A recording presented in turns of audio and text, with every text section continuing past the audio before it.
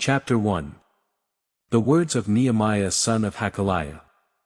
News from Jerusalem. During the month of Chislev in the 20th year, when I was in the fortress city of Susa, Hanani, one of my brothers, arrived with men from Judah, and I questioned them about Jerusalem and the Jewish remnant that had survived the exile. They said to me, "The remnant in the province, who survived the exile, are in great trouble and disgrace. Jerusalem's wall has been broken down, and its gates have been burned." Nehemiah's prayer. When I heard these words, I sat down and wept. I mourned for a number of days, fasting and praying before the God of the heavens. I said, "Lord, the God of the heavens, the great and awe-inspiring God who keeps his gracious covenant with those who love him and keep his commands, let your eyes be open and your ears be attentive to hear your servant's prayer that I now pray to you day and night for your servants, the Israelites. I confess the sins we have committed against you. Both I and my father's family have sinned. We have acted corruptly toward you and have not kept the commands, statutes, and ordinances you gave your servant Moses. Please remember what you commanded your servant Moses. If you are unfaithful, I will scatter you among the peoples. But if you return to me and carefully observe my commands, even though your exiles were banished to the farthest horizon, I will gather them from there and bring them to the place where I chose to have my name dwell. They are your servants and your people. You redeemed them by your great power and strong hand. Please, Lord, let your ear be attentive to the prayer of your servant and to that of your servants who delight to revere your name. Give your servant success today, and grant him compassion in the presence of this man." At the time, I was the king's cupbearer. Chapter 2. Nehemiah sent to Jerusalem. During the month of Nisan in the 20th year of King Artaxerxes, when wine was set before him, I took the wine and gave it to the king. I had never been sad in his presence. So the king said to me, "Why do you look so sad, when you aren't sick?" "This is nothing but sadness of heart." I was overwhelmed with fear and replied to the king, "May the king live forever. Why should I not be sad when the city where my ancestors are buried lies in ruins and its gates have been destroyed by fire?" Then the king asked me, "What is your request?" So I prayed to the God of the heavens and answered the king, "If it pleases the king, and if your servant has found favor with you, send me to Judah and to the city where my ancestors are buried, so that I may rebuild it." The king, with the queen seated beside him, asked me, "How long will your journey take, and when will you return?" So I gave him a definite time, and it pleased the king to send me. I also said to the king, "If it pleases the king, let me have letters written to the governors of the region west of the Euphrates River, so that they will grant me safe passage until I reach Judah. And let me have a letter written to Asaph, keeper of the king's forest, so that he will give me timber to rebuild the gates of the temple's fortress, the city wall, and the home where I will live." The king granted my requests, for the gracious hand of my God was on me. I went to the governors of the region west of the Euphrates and gave them the king's letters. The king had also sent officers of the infantry and cavalry with me. When Sanballat the Horonite and Tobiah the Ammonite official heard that someone had come to pursue the prosperity of the Israelites, they were greatly displeased. Preparing to rebuild the walls. After I arrived in Jerusalem and had been there 3 days, I got up at night and took a few men with me.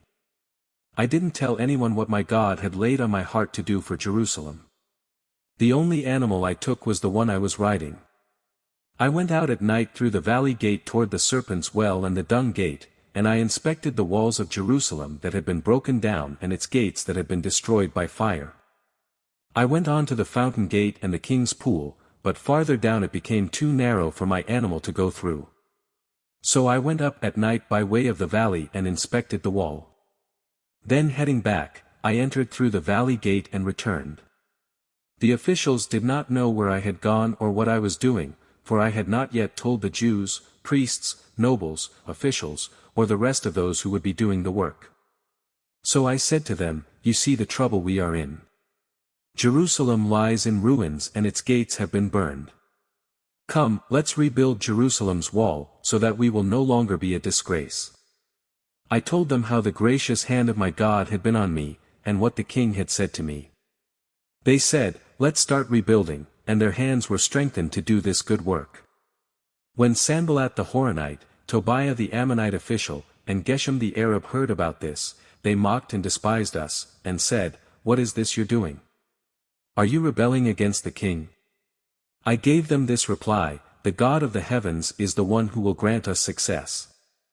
We, his servants, will start building, but you have no share, right, or historic claim in Jerusalem." Chapter 3. Rebuilding the Walls. The high priest Eliashib and his fellow priests began rebuilding the sheep gate. They dedicated it and installed its doors. After building the wall to the Tower of the 100 and the Tower of Hananel, they dedicated it. The men of Jericho built next to Eliashib, and next to them Zachar son of Imri built Fish Gate. The sons of Hassanah built the Fish Gate. They built it with beams and installed its doors, bolts, and bars. Next to them Mirmoth son of Uriah, son of Hakaz, made repairs. Beside them Meshullam son of Berechiah, son of Meshezabel, made repairs. Next to them Zadok son of Bana made repairs. Beside them the Tekoites made repairs, but their nobles did not lift a finger to help their supervisors. Old Gate, Broad Wall, and Tower of the Ovens. Joiada son of Paseah and Meshullam son of Besadiah repaired the Old Gate. They built it with beams and installed its doors, bolts, and bars. Next to them the repairs were done by Melatiah the Gibeonite, Jadon the Meronothite, and the men of Gibeon and Mizpah, who were under the authority of the governor of the region west of the Euphrates River. After him Uzziel son of Harhiah, the goldsmith, made repairs, and next to him Hananiah son of the perfumer made repairs. They restored Jerusalem as far as the broad wall. Next to them Rephaiah son of Hur, ruler of half the district of Jerusalem, made repairs. After them Jediah son of Harumaph made repairs across from his house. Next to him Haddish the son of Hashabniah made repairs. Malchijah son of Haram and Hashub son of Pahath Moab made repairs to another section, as well as to the Tower of the Ovens. Beside him Shallum son of Halahesh, ruler of half the district of Jerusalem, made repairs, he and his daughters. Valley Gate, Dung Gate, and Fountain Gate. Hanan and the inhabitants of Zanoah repaired the Valley Gate. They rebuilt it and installed its doors, bolts, and bars, and repaired 500 yards of the wall to the Dung Gate. Malchijah son of Rechab, ruler of the district of Beth-Hacherem, repaired the Dung Gate. He rebuilt it and installed its doors, bolts, and bars. Shallun son of Kolhoz, ruler of the district of Mizpah, repaired the Fountain Gate. He rebuilt it and roofed it. Then he installed its doors, bolts, and bars. He also made repairs to the wall of the pool of Shelah near the king's garden, as far as the stairs that descend from the city of David. After him Nehemiah son of Azbuk, ruler of half the district of Bethzur, made repairs up to a point opposite the tombs of David, as far as the artificial pool and the house of the warriors. Next to him the Levites made repairs under Rehum son of Bani. Beside him Hashabiah, ruler of half the district of Keilah, made repairs for his district. After him their fellow Levites made repairs under Binnui son of Henadad, ruler of half the district of Keilah. Next to him Ezer son of Jeshua, ruler of Mizpah, made repairs to another section opposite the ascent to the armory at the angle. The angle, water gate, and tower on Ophel. After him Baruch son of Zabbai diligently repaired another section, from the angle to the door of the house of the high priest Eliashib. Beside him Mirmoth son of Uriah, son of Hakaz, made repairs to another section, from the door of Eliashib's house to the end of his house. And next to him the priests from the surrounding area made repairs. After them Benjamin and Hashub made repairs opposite their house. Beside them Azariah son of Maaseiah, son of Ananiah, made repairs beside his house. After him Binnui son of Henadad made repairs to another section, from the house of Azariah to the angle and the corner. Palal son of Uzai made repairs opposite the angle and tower that juts out from the king's upper palace, by the courtyard of the guard. Beside him Pedaiah son of Parash and the temple servants living on Ophel made repairs opposite the water gate toward the east and the tower that juts out. Next to him the Tekoites made repairs to another section from a point opposite the great tower that juts out, as far as the wall of Ophel. Horse Gate, Inspection Gate, and Sheep Gate. Each of the priests made repairs above the Horse Gate, each opposite his own house. After them Zadok son of Immer made repairs opposite his house. And beside him Shemaiah son of Shechaniah, guard of the East Gate, made repairs. Next to him Hananiah son of Shelemiah and Hanan the sixth son of Zalaph made repairs to another section. After them Meshullam son of Berechiah made repairs opposite his room. Next to him Malchijah, one of the goldsmiths, made repairs to the house of the temple servants and the merchants, opposite the inspection gate, and as far as the upstairs room on the corner. The goldsmiths and merchants made repairs between the upstairs room on the corner and the sheep gate. Chapter 4. Progress in spite of opposition. When Sanballat heard that we were rebuilding the wall, he became furious. He mocked the Jews before his colleagues and the powerful men of Samaria and said, "What are these pathetic Jews doing? Can they restore it by themselves? Will they offer sacrifices? Will they ever finish it? Can they bring these burnt stones back to life from the mounds of rubble?" Then Tobiah the Ammonite, who was beside him, said, "Indeed, even if a fox climbed up what they are building, he would break down their stone wall. Listen, our God, for we are despised. Make their insults return on their own heads and let them be taken as plunder to a land of captivity. Do not cover their guilt or let their sin be erased from your sight, because they have angered the builders." So we rebuilt the wall until the entire wall was joined together up to half its height, for the people had the will to keep working. When Sanballat, Tobiah, and the Arabs, Ammonites, and Ashdodites heard that the repair to the walls of Jerusalem was progressing and that the gaps were being closed, they became furious. They all plotted together to come and fight against Jerusalem and throw it into confusion. So we prayed to our God and stationed a guard because of them day and night. In Judah, it was said, "The strength of the laborer fails. Since there is so much rubble, we will never be able to rebuild the wall." And our enemies said, "They won't realize it until we're among them and can kill them and stop the work." When the Jews who lived nearby arrived, they said to us time and again, "Everywhere you turn, they attack us." So I stationed people behind the lowest sections of the wall, at the vulnerable areas. I stationed them by families with their swords, spears, and bows. After I made an inspection, I stood up and said to the nobles, the officials, and the rest of the people, "Don't be afraid of them. Remember the great and awe-inspiring Lord, and fight for your countrymen, your sons and daughters, your wives and homes." Sword and trowel. When our enemies heard that we knew their scheme and that God had frustrated it, every one of us returned to his own work on the wall. From that day on, half of my men did the work while the other half held spears, shields, bows, and armor. The officers supported all the people of Judah, who were rebuilding the wall. The laborers who carried the loads worked with one hand and held a weapon with the other. Each of the builders had his sword strapped around his waist while he was building, and the one who sounded the ram's horn was beside me. Then I said to the nobles, the officials, and the rest of the people, "The work is enormous and spread out, and we are separated far from one another along the wall. Wherever you hear the sound of the ram's horn, rally to us there. Our God will fight for us." So we continued the work, while half of the men were holding spears from daybreak until the stars came out. At that time, I also said to the people, "Let everyone and his servant spend the night inside Jerusalem, so that they can stand guard by night and work by day." And I, my brothers, my servants, and the men of the guard with me never took off our clothes. Each carried his weapon, even when washing. Chapter 5. Social injustice. There was a widespread outcry from the people and their wives against their Jewish countrymen. Some were saying, "We, our sons, and our daughters are numerous. Let us get grain so that we can eat and live." Others were saying, "We are mortgaging our fields, vineyards, and homes to get grain during the famine." Still others were saying, we have borrowed money to pay the king's tax on our fields and vineyards. We and our children are just like our countrymen and their children, yet we are subjecting our sons and daughters to slavery. Some of our daughters are already enslaved, but we are powerless because our fields and vineyards belong to others. I became extremely angry when I heard their outcry and these complaints.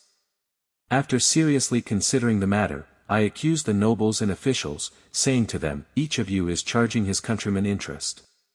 So I called a large assembly against them and said, "We have done our best to buy back our Jewish countrymen who were sold to foreigners, but now you sell your own countrymen, and we have to buy them back."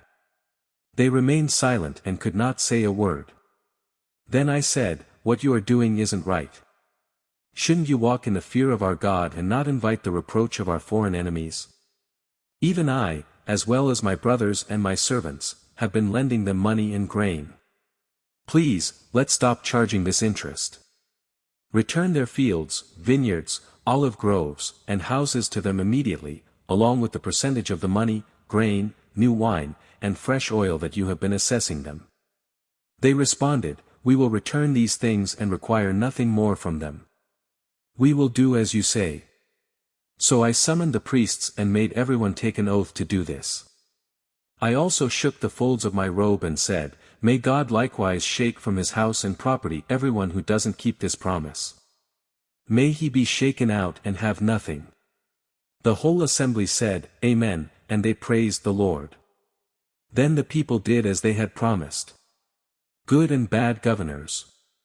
Furthermore, from the day King Artaxerxes appointed me to be their governor in the land of Judah, from the 20th year until his 32nd year, 12 years, I and my associates never ate from the food allotted to the governor. The governors who preceded me had heavily burdened the people, taking from them food and wine as well as a pound of silver. Their subordinates also oppressed the people, but because of the fear of God, I didn't do this. Instead, I devoted myself to the construction of this wall, and all my subordinates were gathered there for the work. We didn't buy any land. There were Jews and officials, as well as guests from the surrounding nations at my table. Each day, 1 ox, 6 choice sheep, and some fowl were prepared for me. An abundance of all kinds of wine was provided every 10 days. But I didn't demand the food allotted to the governor, because the burden on the people was so heavy. Remember me favorably, my God, for all that I have done for this people. Chapter 6. Attempts to discourage the builders. When Sanballat, Tobiah, Geshem the Arab, and the rest of our enemies heard that I had rebuilt the wall and that no gap was left in it, though at that time I had not installed the doors in the city gates. Sanballat and Geshem sent me a message, "Come, let's meet together in the villages of the Ono Valley." They were planning to harm me. So I sent messengers to them, saying, "I am doing important work and cannot come down. Why should the work cease while I leave it and go down to you?" For times they sent me the same proposal, and I gave them the same reply. Sanballat sent me this same message a 5th time by his aide, who had an open letter in his hand. In it was written, "It is reported among the nations, and Geshem agrees, that you and the Jews plan to rebel. This is the reason you are building the wall. According to these reports, you are to become their king and have even set up the prophets in Jerusalem to proclaim on your behalf, 'There is a king in Judah.' These rumors will be heard by the king. So come, let's confer together." Then I replied to him, "There is nothing to these rumors you are spreading, you are inventing them in your own mind." For they were all trying to intimidate us, saying, "They will drop their hands from the work, and it will never be finished." But now, my God, strengthen my hands. Attempts to intimidate Nehemiah. I went to the house of Shemaiah son of Delaiah, son of Mehetabel, who was restricted to his house. He said, "Let's meet at the house of God. Inside the temple. Let's shut the temple doors. Because they're coming to kill you. They're coming to kill you tonight." But I said, "Should a man like me run away? How can someone like me enter the temple and live? I will not go." I realized that God had not sent him, because of the prophecy he spoke against me. Tobiah and Sanballat had hired him. He was hired, so that I would be intimidated, do as he suggested, sin, and get a bad reputation, in order that they could discredit me. My God, remember Tobiah and Sanballat for what they have done, and also the prophetess Noadiah and the other prophets who wanted to intimidate me. The wall completed. The wall was completed in 52 days, on the 25th day of the month Elul. When all our enemies heard this, all the surrounding nations were intimidated and lost their confidence, for they realized that this task had been accomplished by our God. During those days, the nobles of Judah sent many letters to Tobiah, and Tobiah's letters came to them. For many in Judah were bound by oath to him, since he was a son-in-law of Shechaniah son of Era, and his son Jehohanan had married the daughter of Meshullam son of Berechiah. These nobles kept mentioning Tobiah's good deeds to me, and they reported my words to him. And Tobiah sent letters to intimidate me. Chapter 7. The exiles return. When the wall had been rebuilt and I had the doors installed, the gatekeepers, singers, and Levites were appointed. Then I put my brother Hanani in charge of Jerusalem, along with Hananiah, commander of the fortress, because he was a faithful man who feared God more than most. I said to them, "Do not open the gates of Jerusalem until the sun is hot, and let the doors be shut and securely fastened while the guards are on duty. Station the citizens of Jerusalem as guards, some at their posts and some at their homes." The city was large and spacious, but there were few people in it, and no houses had been built yet. Then my God put it into my mind to assemble the nobles, the officials, and the people to be registered by genealogy. I found the genealogical record of those who came back first, and I found the following written in it. These are the people of the province who went up among the captive exiles deported by King Nebuchadnezzar of Babylon. Each of them returned to Jerusalem and Judah, to his own town. They came with Zerubbabel, Jeshua, Nehemiah, Azariah, Ramiah, Naamani, Mordecai, Bilshan, Mispereth, Bigvai, Nehem, and Banah. The number of the Israelite men included Parashah's descendants, Shephatiah's descendants, Era's descendants, Pahath Moab's descendants, Jeshua's and Joab's descendants, Elam's descendants, Zattu's descendants, Zakai's descendants, Binui's descendants, Bibai's descendants, Asgad's descendants, Adonikam's descendants, Bigvai's descendants, Adin's descendants, Ater's descendants, of Hezekiah, Hashem's descendants, Bazai's descendants, Hariphah's descendants, Gibeon's descendants, Bethlehem's and Netophah's men, Anathotha's men, Beth-Asmaveth's men, Kiriath-Jearim's, Kephirah's, and Beeroth's men, Ramah's and Geba's men,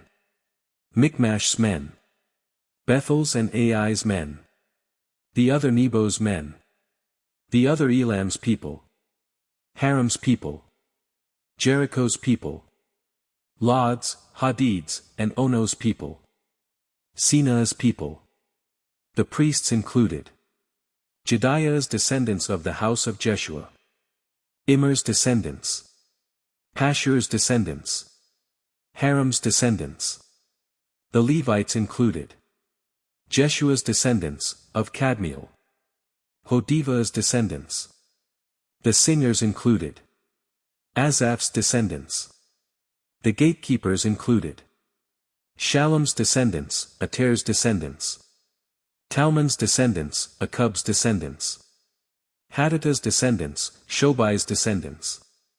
The temple servants included Zihah's descendants, Hasupha's descendants, Tabeatha's descendants, Kuras's descendants, Sia's descendants, Padon's descendants, Lebanah's descendants, Hagabah's descendants, Shalmai's descendants, Hanan's descendants, Giddal's descendants, Gahar's descendants, Reah's descendants, Rezin's descendants, Nekoda's descendants, Gazam's descendants, Uzzah's descendants, Paseah's descendants, Bisai's descendants, Munim's descendants, Nephishizim's descendants, Bakbuk's descendants, Hakupha's descendants, Harhur's descendants.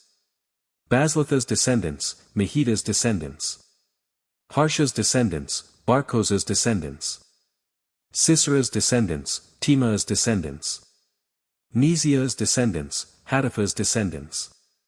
The descendants of Solomon's servants included Sotai's descendants, Sopheretha's descendants. Perida's descendants, Jala's descendants. Darkon's descendants, Giddal's descendants. Shephatiah's descendants, Hatil's descendants. Pochereth Hazabaim's descendants, Amon's descendants. All the temple servants. And the descendants of Solomon's servants. The following are those who came from Tel Melah, Tel Harsha, Cherub, Adon, and Immer, but were unable to prove that their ancestral families and their lineage were Israelite. Delaiah's descendants. Tobiah's descendants. And Nekoda's descendants. And from the priests, the descendants of Hobiah, the descendants of Hakaz, and the descendants of Barzillai, who had taken a wife from the daughters of Barzillai the Gileadite and who bore their name. These searched for their entries in the genealogical records, but they could not be found, so they were disqualified from the priesthood. The governor ordered them not to eat the most holy things until there was a priest who could consult the Urim and Thummim. The whole combined assembly numbered, not including their male and female servants, as well as their male and female singers. They had horses, mules, camels, and donkeys. Some of the family heads contributed to the project. The governor gave gold coins, bowls, and priestly garments to the treasury. Some of the family heads gave gold coins and silver minas to the treasury for the project. The rest of the people gave gold coins, silver minas, and priestly garments. The priests, Levites, gatekeepers, temple singers, some of the people, temple servants, and all Israel settled in their towns. Public reading of the law. When the 7th month came and the Israelites had settled in their towns. Chapter 8. All the people gathered together at the square in front of the water gate. They asked the scribe Ezra to bring the book of the law of Moses that the Lord had given Israel. On the 1st day of the 7th month, the priest Ezra brought the law before the assembly of men, women, and all who could listen with understanding. While he was facing the square in front of the water gate, he read out of it from daybreak until noon before the men, the women, and those who could understand. All the people listened attentively to the book of the law. The scribe Ezra stood on a high wooden platform made for this purpose. Mattithiah, Shema, Anaiah, Uriah, Hilkiah, and Messiah stood beside him on his right. To his left were Pedaiah, Mishael, Malchijah, Hashum, Hashbaddanah, Zechariah, and Meshullam. Ezra opened the book in full view of all the people, since he was elevated above everyone. As he opened it, all the people stood up. Ezra blessed the Lord, the great God, and with their hands uplifted all the people said, Amen, Amen. Then they knelt low and worshipped the Lord with their faces to the ground. Jeshua, Bani, Sherebiah, Jamin, Akub, Shabbathai, Hodiah, Messiah, Kelita, Azariah, Jozabad, Hanan, and Peliah, who were Levites, explained the law to the people as they stood in their places. They read out of the book of the law of God, translating and giving the meaning so that the people could understand what was read. Nehemiah the governor, Ezra the priest and scribe, and the Levites who were instructing the people said to all of them, This day is holy to the Lord your God. Do not mourn or weep. For all the people were weeping as they heard the words of the law. Then he said to them, Go and eat what is rich, drink what is sweet, and send portions to those who have nothing prepared, since today is holy to our Lord. Do not grieve, because the joy of the Lord is your strength. And the Levites quieted all the people, saying, Be still, since today is holy. Don't grieve. Then all the people began to eat and drink, send portions, and have a great celebration, because they had understood the words that were explained to them. Festival of Shelters observed. On the 2nd day, the family heads of all the people, along with the priests and Levites, assembled before the scribe Ezra to study the words of the law. They found written in the law how the Lord had commanded through Moses that the Israelites should dwell in shelters during the festival of the 7th month. So they proclaimed and spread this news throughout their towns and in Jerusalem, saying, "Go out to the hill country and bring back branches of olive, wild olive, myrtle, palm, and other leafy trees to make shelters, just as it is written." The people went out, brought back branches, and made shelters for themselves on each of their rooftops and courtyards, the court of the house of God, the square by the water gate, and the square by the Ephraim gate. The whole community that had returned from exile made shelters and lived in them. The Israelites had not celebrated like this from the days of Joshua son of Nun until that day. And there was tremendous joy. Ezra read out of the book of the law of God every day, from the first day to the last. The Israelites celebrated the festival for 7 days, and on the 8th day there was a solemn assembly, according to the ordinance. Chapter 9. National Confession of Sin. On the 24th day of this month the Israelites assembled. They were fasting, wearing sackcloth, and had put dust on their heads. Those of Israelite descent separated themselves from all foreigners, and they stood and confessed their sins and the iniquities of their ancestors. While they stood in their places, they read from the book of the law of the Lord their God for 1/4 of the day and spent another 1/4 of the day in confession and worship of the Lord their God. Jeshua, Bani, Kadmiel, Shebaniah, Buni, Sherebiah, Bani, and Chenani stood on the raised platform built for the Levites and cried out loudly to the Lord their God. Then the Levites, Jeshua, Kadmiel, Bani, Hashabniah, Sherebiah, Hodiah, Shebaniah, and Pethahiah, said, "Stand up. Blessed be the Lord your God from everlasting to everlasting. Blessed be your glorious name. And may it be exalted above all blessing and praise. You, Lord, are the only God. You created the heavens. The highest heavens with all their stars. The earth and all that is on it. The seas and all that is in them. You give life to all of them. And all the stars of heaven worship you. You, the Lord, are the God who chose Abram, and brought him out of Ur of the Chaldeans, and changed his name to Abraham. You found his heart faithful in your sight, and made a covenant with him, to give the land of the Canaanites, Hittites, Amorites, Perizzites, Jebusites, and Girgashites, to give it to his descendants. You have fulfilled your promise. For you are righteous. You saw the oppression of our ancestors in Egypt, and heard their cry at the Red Sea. You performed signs and wonders against Pharaoh, all his officials, and all the people of his land. For you knew how arrogantly they treated our ancestors. You made a name for yourself that endures to this day. You divided the sea before them, and they crossed through it on dry ground. You hurled their pursuers into the depths, like a stone into raging water. You led them with a pillar of cloud by day, and with a pillar of fire by night, to illuminate the way they should go. You came down on Mount Sinai, and spoke to them from heaven. You gave them impartial ordinances, reliable instructions, and good statutes and commands. You revealed your holy Sabbath to them, and gave them commands, statutes, and instruction. Through your servant Moses, you provided bread from heaven for their hunger. You brought them water from the rock for their thirst. You told them to go in and possess the land you had sworn to give them. But our ancestors acted arrogantly. They became stiff-necked and did not listen to your commands. They refused to listen, and did not remember your wonders you performed among them. They became stiff-necked and appointed a leader to return to their slavery in Egypt. But you are a forgiving God, gracious and compassionate, slow to anger and abounding in faithful love. And you did not abandon them, even after they had cast an image of a calf for themselves and said, "This is your God who brought you out of Egypt." And they had committed terrible blasphemies. You did not abandon them in the wilderness.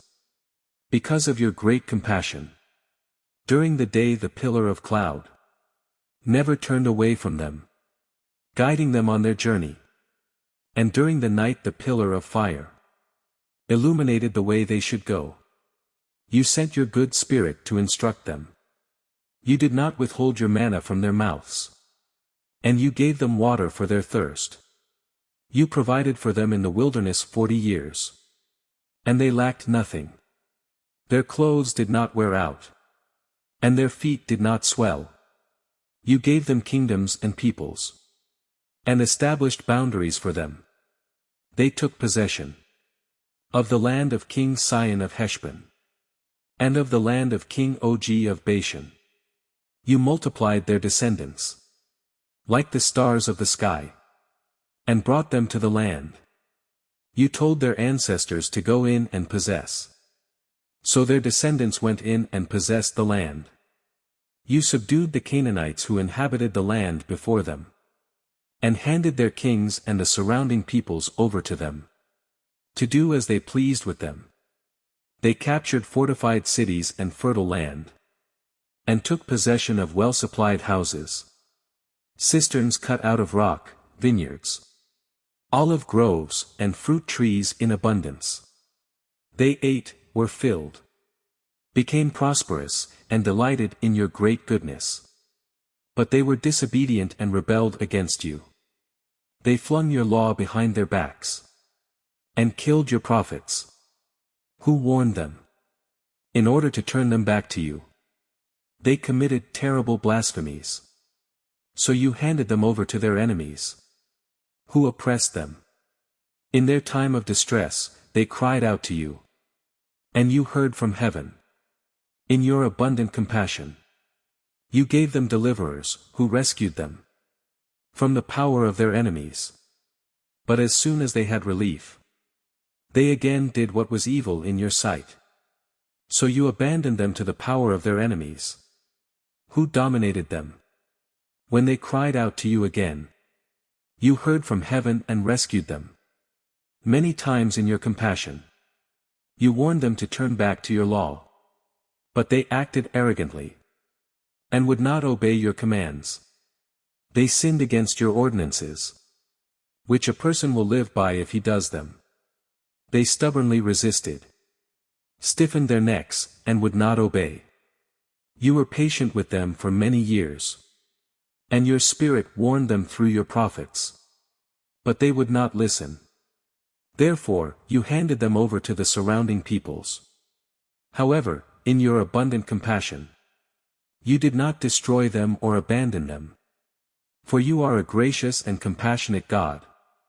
So now, our God, the great, mighty, and awe-inspiring God who keeps his gracious covenant, do not view lightly all the hardships that have afflicted us, our kings and leaders, our priests and prophets, our ancestors and all your people, from the days of the Assyrian kings until today. You are righteous concerning all that has happened to us, because you have acted faithfully, while we have acted wickedly. Our kings, leaders, priests, and ancestors did not obey your law, or listen to your commands and warnings you gave them, when they were in their kingdom, with your abundant goodness that you gave them, and in the spacious and fertile land you set before them. They would not serve you or turn from their wicked ways. Here we are today, slaves in the land you gave our ancestors, so that they could enjoy its fruit and its goodness. Here we are, slaves in it. Its abundant harvest goes to the kings. You have set over us, because of our sins.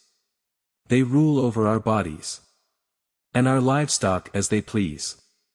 We are in great distress. Israel's vow of faithfulness. In view of all this, we are making a binding agreement in writing on a sealed document containing the names of our leaders, Levites, and priests. Chapter 10. Those whose seals were on the document were the governor Nehemiah son of Hakaliah, and Zedekiah, Sariah, Azariah, Jeremiah, Pashur, Amariah, Malchijah. Haddish, Shebaniah, Malach. Haram, Mirmoth, Obadiah. Enyel, Ginnathan, Baruch. Meshullam, Abijah, Mijamin. Maziah, Bilgai, and Shemaiah. These were the priests. The Levites were Jeshua son of Azaniah. Binnui of the sons of Henadad, Kadmiel. And their brothers. Shebaniah, Hodiah, Kelita, Peliah, Hanan. Micah, Rehob, Hashabiah. Zachar, Sherebiah, Shebaniah. Hodiah, Bani, and Beninu. The heads of the people were Parash, Pahath-Moab, Elam, Zatu, Bani. Buni, Asgad, Bebe. Adonijah, Bigvai, Adin. Ater, Hezekiah, Azar. Hodiah, Hazhum, Bazai. Hariph, Anathoth, Nebai. Magpish, Meshullam, Hezer. Meshezabel, Zadok, Jadua. Pelatiah, Hanan, Anaiah. Hozhi, Hananiah, Hashub. Halahesh, Pilha, Shobek. Rehum, Hashabna, Messiah. Ahijah, Hanan, Anan. Malach, Haram, Bana. The rest of the people, the priests, Levites, gatekeepers, singers, and temple servants, along with their wives, sons, and daughters, everyone who is able to understand and who has separated themselves from the surrounding peoples to obey the law of God, join with their noble brothers and commit themselves with a sworn oath to follow the law of God given through God's servant Moses and to obey carefully all the commands, ordinances, and statutes of the Lord our Lord. Details of the vow. We will not give our daughters in marriage to the surrounding peoples and will not take their daughters as wives for our sons. When the surrounding peoples bring merchandise or any kind of grain to sell on the Sabbath day, we will not buy from them on the Sabbath or a holy day. We will also leave the land uncultivated in the 7th year and will cancel every debt. We will impose the following commands on ourselves. To give 1/8 of an ounce of silver yearly for the service of the house of our God, the bread displayed before the Lord, the daily grain offering, the regular burnt offering, the Sabbath and new moon offerings, the appointed festivals, the holy things, the sin offerings to atone for Israel, and for all the work of the house of our God. We have cast lots among the priests, Levites, and people for the donation of wood by our ancestral families at the appointed times each year. They are to bring the wood to our God's house to burn on the altar of the Lord our God, as it is written in the law. We will bring the firstfruits of our land and of every fruit tree to the Lord's house year by year. We will also bring the firstborn of our sons and our livestock, as prescribed by the law, and will bring the firstborn of our herds and flocks to the house of our God, to the priests who serve in our God's house. We will bring a loaf from our first batch of dough to the priests at the storerooms of the house of our God. We will also bring the firstfruits of our grain offerings, of every fruit tree, and of the new wine and fresh oil. 1/10 of our land's produce belongs to the Levites, for the Levites are to collect the 1/10 offering in all our agricultural towns. A priest from Aaron's descendants is to accompany the Levites when they collect the 10th, and the Levites are to take 1/10 of this offering to the storerooms of the treasury in the house of our God. For the Israelites and the Levites are to bring the contributions of grain, new wine, and fresh oil to the storerooms where the articles of the sanctuary are kept and where the priests who minister are, along with the gatekeepers and singers. We will not neglect the house of our God. Chapter 11. Resettling Jerusalem. Now the leaders of the people stayed in Jerusalem, and the rest of the people cast lots for 1 out of 10 to come and live in Jerusalem, the holy city, while the other 9/10 remained in their towns. The people blessed all the men who volunteered to live in Jerusalem. These are the heads of the province who stayed in Jerusalem, but in the villages of Judah each lived on his own property in their towns, the Israelites, priests, Levites, temple servants, and descendants of Solomon's servants, while some of the descendants of Judah and Benjamin settled in Jerusalem. Judah's descendants. Athaiah son of Uzziah, son of Zechariah, son of Amariah, son of Shephatiah, son of Mahalalel, of Perez's descendants, and Messiah son of Baruch, son of Kolhoz, son of Haziah, son of Adaiah, son of Joiarib, son of Zechariah, a descendant of the Shilonite. The total number of Perez's descendants, who settled in Jerusalem, was capable men. These were Benjamin's descendants. Sallu's son of Meshullam, son of Jod, son of Pedaiah, son of Kaliah, son of Messiah, son of Ithiel, son of Jeshaiah, and after him Gabbai and Sallai. Joel son of Zichri was the officer over them, and Judah son of Hassenuah was second in command over the city. The priests. Jedaiah son of Joiarib, Jachin, and Sariah son of Hilkiah, son of Meshullam, son of Zadok, son of Meraioth, son of Ahitub, the chief official of God's temple, and their relatives who did the work at the temple. Adaiah son of Jeraham, son of Pelaliah, son of Amzi, son of Zechariah, son of Pashur, son of Malchijah and his relatives, the heads of families. Amashsai son of Azrael, son of Atsai, son of Meshillemoth, son of Immer, and their relatives, capable men. Zabdiel son of Haggedalim, was their chief. The Levites. Shemaiah son of Hashub, son of Azrikam, son of Hashabiah, son of Buni, and Shabbathai and Jozabad, from the heads of the Levites, who supervised the work outside the house of God, Mattaniah son of Micah, son of Zabdi, son of Asaph, the one who began the thanksgiving in prayer, Bakbukiah, second among his relatives, and Abda son of Shammua, son of Galal, son of Jeduthun. All the Levites in the holy city. The gatekeepers. Akub, Talmon, and their relatives, who guarded the city gates. The rest of Israel, the priests, and the Levites were in all the villages of Judah, each on his own inherited property. The temple servants lived on Ophel, Ziha and Gishpa supervised the temple servants. The Levites and priests.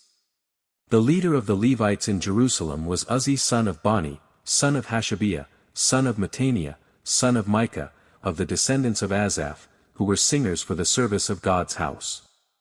There was, in fact, a command of the king regarding them, and an ordinance regulating the singers' daily tasks.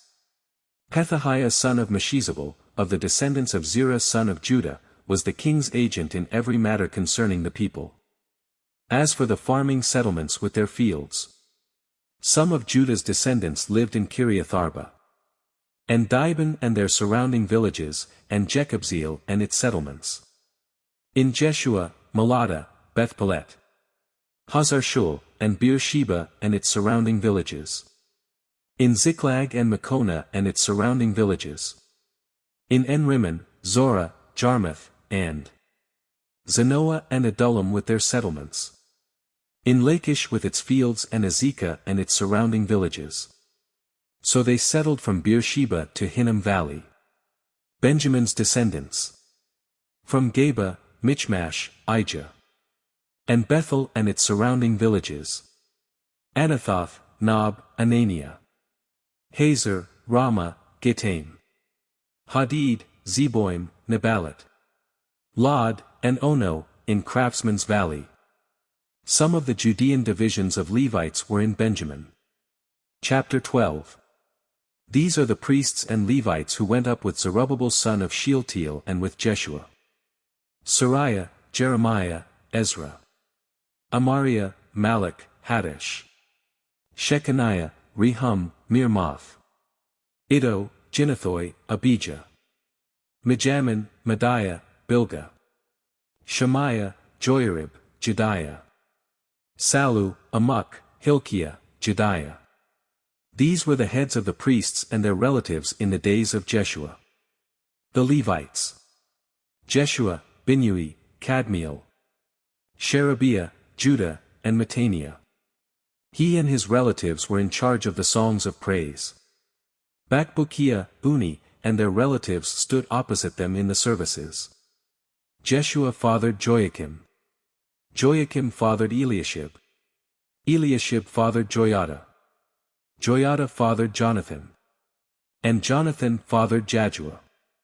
In the days of Joachim, the heads of the priestly families were Moriah of Sariah, Hananiah of Jeremiah, Meshullam of Ezra, Jehohanan of Amariah, Jonathan of Maluchi, Joseph of Shebaniah, Adnah of Haram, Helkai of Meraioth, Zechariah of Iddo, Meshullam of Ginnethon, Zichri of Abijah, Piltai of Moadiah, of Miniamin, Shammua of Bilgah, Jehonathan of Shemaiah, Mattaniah of Joiarib, Uzzi of Jediah, Kaulai of Saulai, Eber of Amok, Hashabiah of Hilkiah, and Nethanel of Jediah. In the days of Eliashib, Joiada, Johanan, and Jaddua, the heads of the families of the Levites and priests were recorded while Darius the Persian ruled.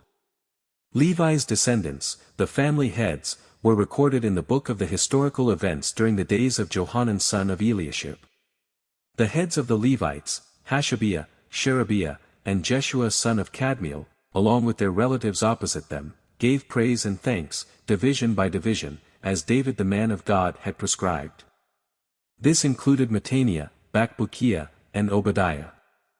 Meshullam, Talmon, and Akub were gatekeepers who guarded the storerooms at the city gates.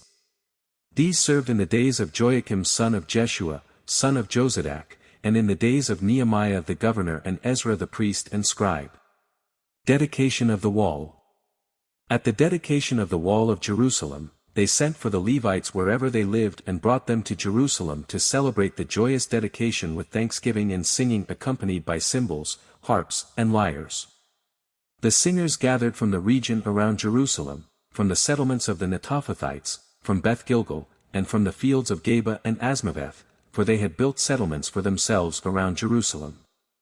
After the priests and Levites had purified themselves, they purified the people, the city gates, and the wall. Then I brought the leaders of Judah up on top of the wall, and I appointed 2 large processions that gave thanks. One went to the right on the wall, toward the Dung Gate.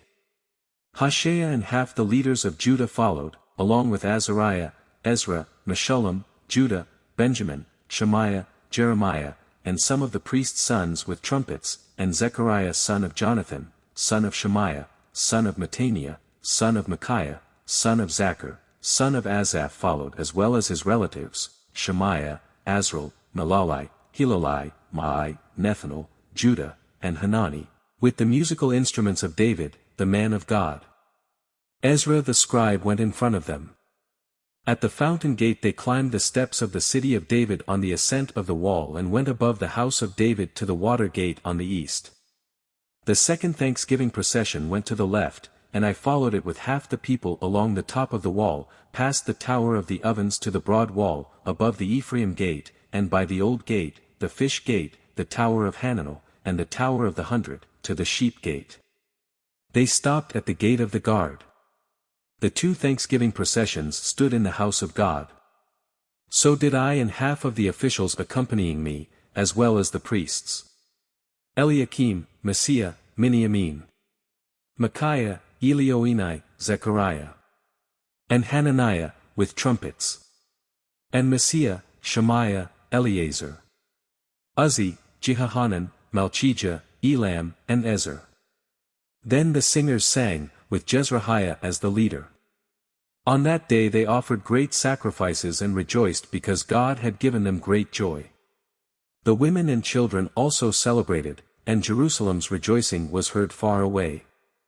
Support of the Levites' ministry. On that same day men were placed in charge of the rooms that housed the supplies, contributions, firstfruits, and tenths. The legally required portions for the priests and Levites were gathered from the village fields, because Judah was grateful to the priests and Levites who were serving. They performed the service of their God and the service of purification, along with the singers and gatekeepers, as David and his son Solomon had prescribed. For long ago, in the days of David and Asaph, there were heads of the singers and songs of praise and thanksgiving to God. So in the days of Zerubbabel and Nehemiah, all Israel contributed the daily portions for the singers and gatekeepers. They also set aside daily portions for the Levites, and the Levites set aside daily portions for Aaron's descendants. Chapter 13. Nehemiah's further reforms. At that time the book of Moses was read publicly to the people. The command was found written in it that no Ammonite or Moabite should ever enter the assembly of God, because they did not meet the Israelites with food and water. Instead, they hired Balaam against them to curse them, but our God turned the curse into a blessing. When they heard the law, they separated all those of mixed descent from Israel. Now before this, the priest Eliashib had been put in charge of the storerooms of the house of our God. He was a relative of Tobiah and had prepared a large room for him where they had previously stored the grain offerings, the frankincense, the articles, and the tenths of grain, new wine, and fresh oil prescribed for the Levites, singers, and gatekeepers, along with the contributions for the priests.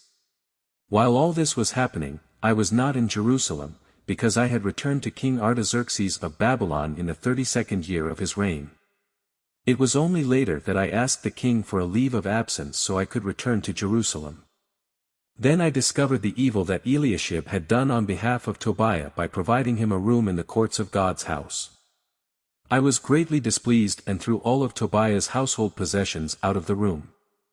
I ordered that the rooms be purified, and I had the articles of the house of God restored there, along with the grain offering and frankincense.